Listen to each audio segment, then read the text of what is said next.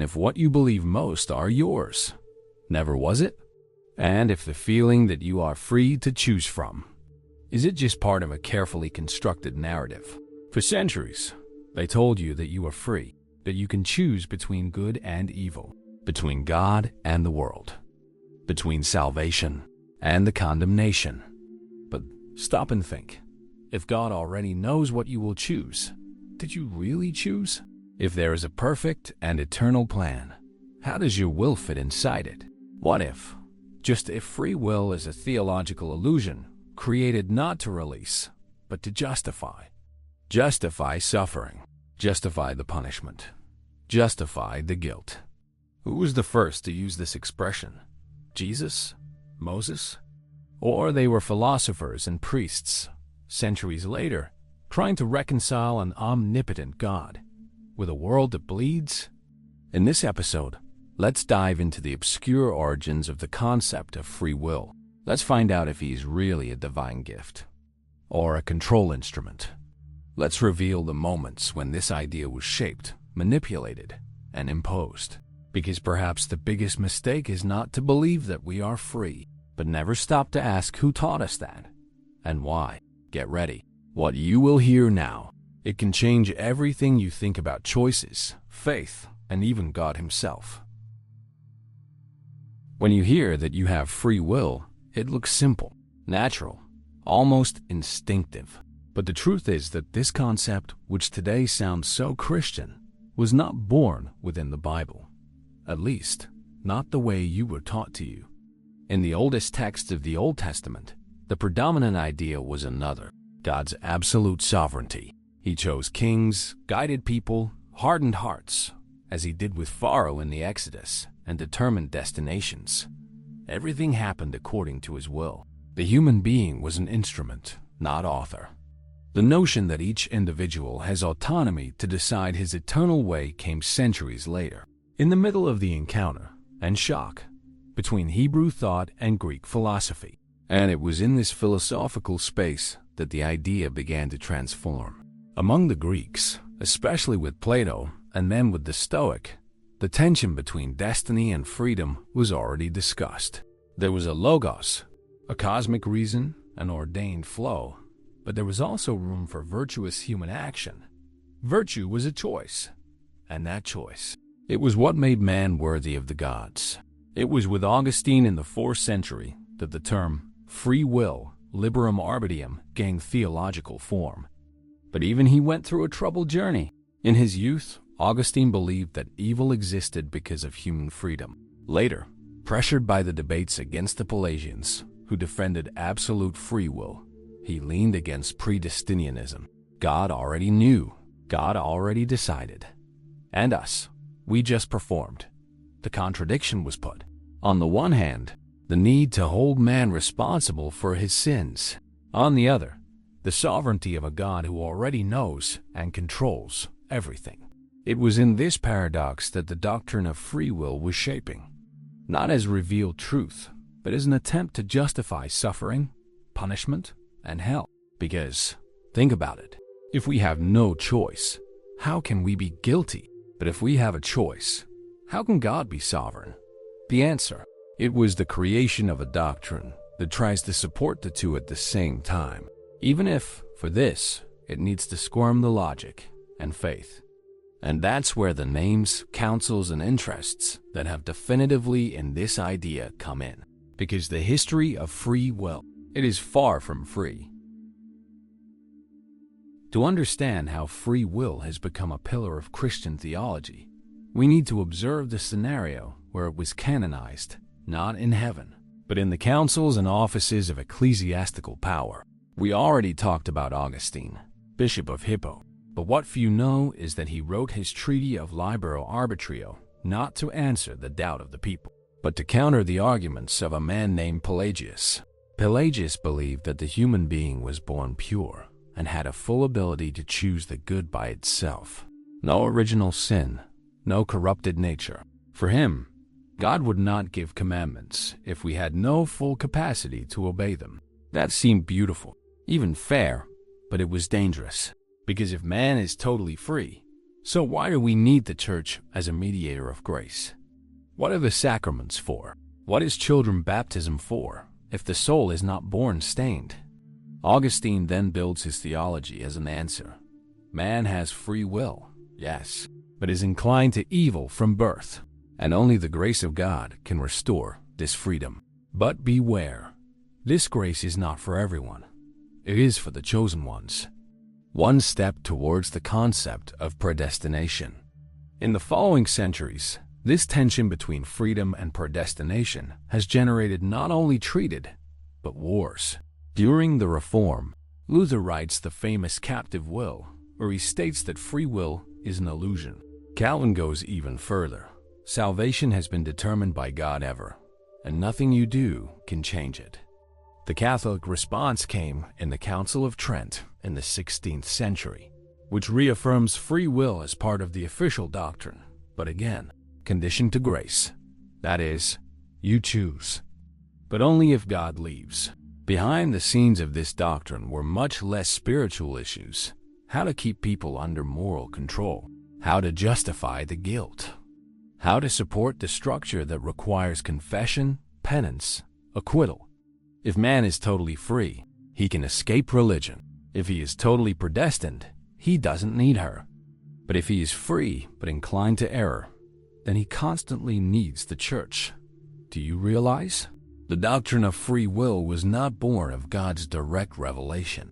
It was the result of disputes, political pressures, and a practical necessity, preserving the role of the religious institution as a mediator between man and the divine. And to support this doctrine, it was necessary to rewrite stories, ignore certain practices, and transform symbols that said the opposite. Inconvenient metaphors. If free will is so essential to faith, why is he absent in the oldest symbols of spirituality? In the early centuries of Christianity, the frescoes found in the catacombs of Rome show Christ as the Good Shepherd, as light, as a way, but rarely as a judge of choices. The emphasis was on inner transformation, methane the experience of reunion with God, and not in the decision between yes or no, heaven or hell. In Hebrew tradition, language also does not favor the idea of absolute freedom. When God tells Jeremiah, "Before I was formed in the womb, I met you," he is revealing something about predestination, odd about choice. When the psalmist declares, "All my days are written in your book," he is not affirming autonomy. He is recognizing a sacred destination set before birth. Even in the New Testament, Jesus often speaks in terms of calling, mission, fulfillment of the Father's will. When he says, "You didn't choose you, but I chose you," where is freedom? When he prays in Gethsemane, "Do not do my will, but yours," what kind of choice is he really exercising?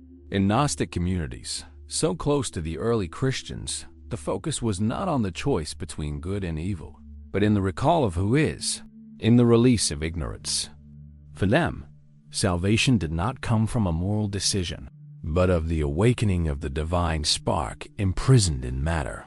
This view, which confronted the structure of religious power, was being erased along with the Gnostic Gospels, the texts of Mary, Thomas, Philip, and others who spoke of inner knowledge and cosmic destiny.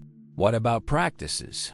The baptism was seen in the origins not as a sign of conscious acceptance, but as a ritual of passage, a symbolic death. Fasting, prayer, and silence were not intended to improve the power of choice, but erase the ego, the personal will, so that the divine will flow. What this shows us is simple, and at the same time disconcerting. The Christian faith was born amid practices that presuppose surrender, not autonomy. The concept of free will, as an individual decision between salvation and condemnation, is a later construction shaped to adapt to a moralist theology and a hierarchical structure. And the symbols that could remind us of this were resignified, silenced, and replaced by others who reinforce the idea that everything, it depends on your choice. But what if the sacred were not a choice, but a call that already echoed even before you were born? It is curious to think that in order for free will to become the truth, it was necessary to erase what the opposite said. Texts that spoke of fate, the pre-existence of the soul, a reality where time was already written, were classified as heresy, not because they were absurd, but because they were dangerous to the model of faith that was desired to impose. The Gospel of Thomas, for example, one of the oldest heard, does not mention last judgment. It doesn't talk about hell. It does not teach that you will be punished for making the wrong choice. He invites the inner search, the memory of the truth that already dwells on you. But that kind of message, it does not work well when the goal is control. That's why it was banned. The same happened with the Gospel of Mary, where salvation is described as a journey of self-knowledge, and with the Book of Enoch, which presents a spiritual cosmology where reality is interconnected by greater forces, already in action even before the birth of men. These texts were buried, literally, stored in caves, torn in parts, prohibited by councils, because they didn't reinforce the idea of a God who expects you to decide, but of a God who already knows, already calls, already act. And they were not just texts. Parts of the scriptures themselves were adjusted. Did you know that some ancient manuscripts of Romans 8 did not contain the word free? Or that the famous passage of Deuteronomy, choose life, was used in the context of a people, not an individual soul deciding between heaven and hell? Over the centuries, translators, theologians, and editors have made decisions that directly influenced how we read the Bible today. Small changes of terms, approaches shaped by doctrinal interests, footnotes, inclusions with official interpretations, which often distort the original meaning. And the most disturbing? This reconfiguration of language was made in the name of God. Freedom has become a spiritual currency. You're free, they said, but if you choose wrong, you will burn for all eternity. Is this freedom, or is it the theological blackmail? The doctrine of free will has been defended with nails and nails, not so you could choose freely, but so that the weight of guilt would completely fall on you. And when it's your fault, the power is theirs. If it all depends on your choice, so failure is yours too, isn't it? The doctrine of free will, far from free, has become to many into an unbearable weight. A weight that says, you suffer because I wanted to. You have moved away from God because you chose badly. If you're sick, poor, or lost, it's because you sinned at some soul corner, and that creates a kind of spirituality that does not heal guilt. Do not welcome, condemns. Do not wake up, watch. Worse, it transforms the relationship with the divine into a constant negotiation. You pray not for love, but for fear of making mistakes. You fast, confess, repent, not as a celebration of the awakened soul, but as an attempt to bargain with a God who supposedly gave you freedom. But it punishes you if it is misused. This idea has produced an entire generation of anxious, insecure faithful, carrying a chronic fault for mistakes that they often don't even understand. Because free will, as it was taught, is not true choice. It is a trap where there are only two ways, obedience or condemnation. But what if true freedom is not choosing right, but in recognizing who you are?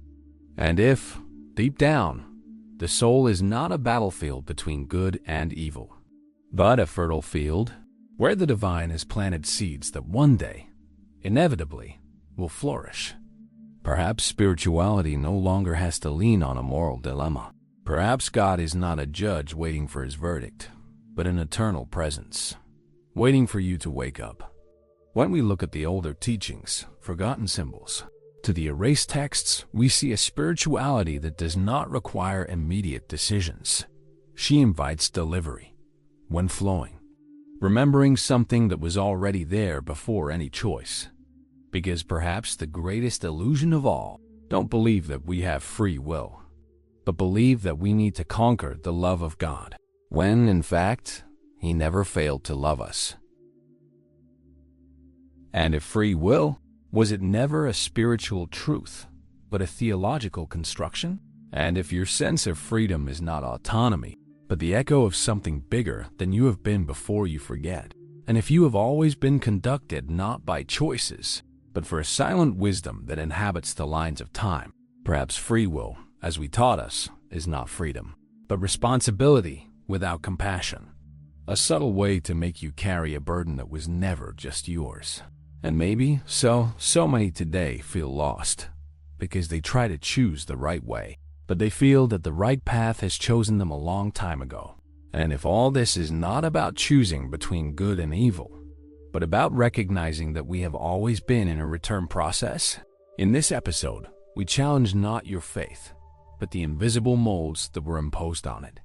And next time, let's go even further, so be sure to subscribe to the channel so you don't miss an episode. Let's explore how the first Christian communities understood fate. Let's revisit the concept of pre-existing soul. And let's look at what the story has silenced, but that the Spirit still remembers. Because sometimes, the greatest freedom is not deciding. It is remembering who called you.